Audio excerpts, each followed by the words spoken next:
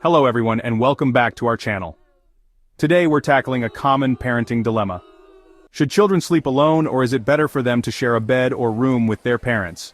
And, importantly, at what age should they start sleeping on their own? This topic often sparks debate, but our goal is to offer evidence-based insights and practical guidance that can help you make the best decision for your family. Let's dive in. Before we discuss what the experts say, let's define the three main types of sleeping arrangements: co-sleeping, bed sharing, child and parents sleep in the same bed; room sharing. Child and parents share the same bedroom, but the child sleeps in a separate crib or bassinet. Separate room. The child sleeps in another room entirely, often in their own crib or bed. These setups can vary based on culture, personal preference, and family needs. Let's see what science and official health guidelines recommend. Now let's look at what major health organizations say. American Academy of Pediatrics, AAP. The AAP suggests room sharing without bed sharing for at least the first 6 months, ideally up to 1 year. This practice is linked to a reduced risk of sudden infant death syndrome, also known as SIDS. Reference AAP Task Force on SIDS and other sleep-related infant deaths, updated 2016 recommendations, Pediatrics 2016. World Health Organization, WHO. The WHO doesn't provide an exact age limit for co-sleeping but stresses the importance of a safe sleep environment. Factors like no smoking, no alcohol, and proper bedding are key to minimizing risks. Journal of Pediatrics, 2020. Research indicates cultural differences play a huge role.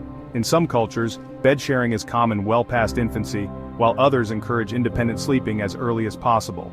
Reference Pediatric Sleep Practices, a cross-cultural perspective, Journal of Pediatrics, 2020. The Sleep Foundation highlights the importance of consistent routines and ensuring that parents are aware of safe sleep practices, no matter where the child sleeps. Reference sleepfoundation.org. In summary, room sharing is widely endorsed for the first stretch of infancy to help reduce SIDS risk and make night feedings easier, while being mindful of the potential downsides of bed sharing. Next, let's weigh the pros and cons. Co-sleeping, bed sharing. Pros: easy nighttime feeding, emotional bonding, immediate response to crying. Cons: higher risk of SIDS if not done safely, soft mattresses, parental smoking, etc. Can disrupt parents' and baby's sleep, potential difficulties transitioning later. Room sharing. Pros: reduce SIDS risk, easier to monitor baby, convenient for night feeds. Cons: less privacy for parents, and some babies are sensitive to parents' nighttime movements. Separate room.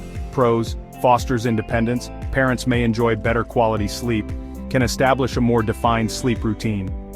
Cons: possible separation anxiety if started too early, frequent trips if the baby wakes often, especially in the early months. One of the biggest questions is when to transition a child to independent sleeping. Birth to 6 months. The AAP strongly recommends room sharing without bed sharing to help reduce SIDS risk. 6 to 12 months. Many parents move their baby to a separate room anytime in this window. Sleep patterns may stabilize, but it depends on your baby's temperament. 1 year and beyond, SIDS risk significantly drops after the first year. By now, many children can adapt to sleeping independently, though some cultures and families choose to keep the child nearby longer.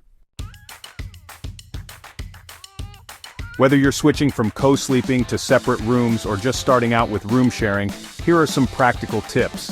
Gradual change. If you've been bed sharing, move your child into a crib or bassinet in your room before going for a completely separate bedroom. Consistency is key. Establish a bedtime routine. This could be a bath, a gentle massage, reading a bedtime story, or singing a lullaby.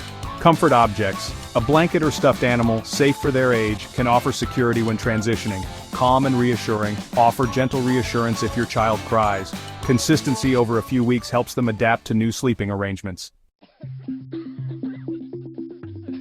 In the end, there's no one-size-fits-all approach. Safety should be your top priority, followed by whatever helps you and your child get the best rest possible. If you have concerns or questions, don't hesitate to reach out to your pediatrician or a sleep specialist. If you found this video helpful, like and subscribe for more evidence-based parenting content. And let us know in the comments, what's your experience with co-sleeping, room sharing, or separate rooms? We'd love to hear your thoughts. Super American Academy of Pediatrics 2016 SIDS and other sleep-related infant deaths. Super World Health Organization WHO.int, Super Journal of Pediatrics 2020, Pediatric Sleep Practices, a cross-cultural perspective. Super The Sleep Foundation, sleepfoundation.org. Endcard Super. Subscribe for more parenting tips and insights.